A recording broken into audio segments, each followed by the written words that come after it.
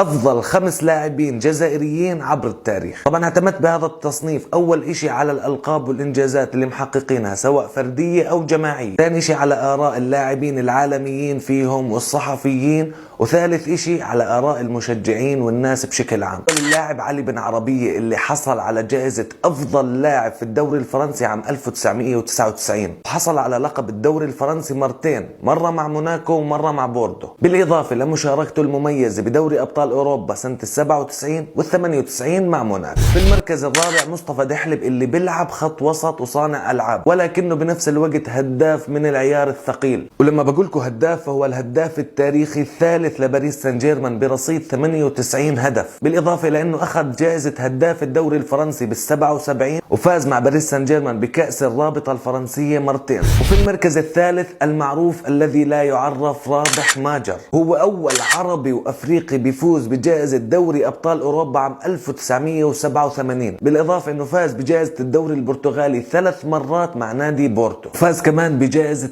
افضل لاعب افريقي بالقرن العشرين مناصفة مع صاحب المركز الثالث. ونيجي هسه للمركز الثاني الاخضر بلومي، هو صحيح ما لعب في اوروبا ولكنه على مستوى افريقيا فاز تقريبا بكل الجوائز الفردية والجماعية، وعلى رأسهم جائزة الكرة الذهبية الأفريقية عام 1981. هذا اللاعب اللي حكى عنه بليل لو كان لاعب لمنتخب البرازيل لفزنا بكأسين عالم إضافيات، وحكى عنه زيكو انه من دهاة القرن في عالم كرة القدم. في المركز الاول الغني عن التعريف رياض محرز، وبالمناسبة هذا اللاعب الوحيد اللي لحد الان بيلعب، عشان هيك ما راح احكي لكم انجازاته لانكم تعرفوه اكثر مني. سؤالي، هل تتفقوا معي بهذا الترتيب؟ اكتبوا لي رأيكم تحت بالتعليقات.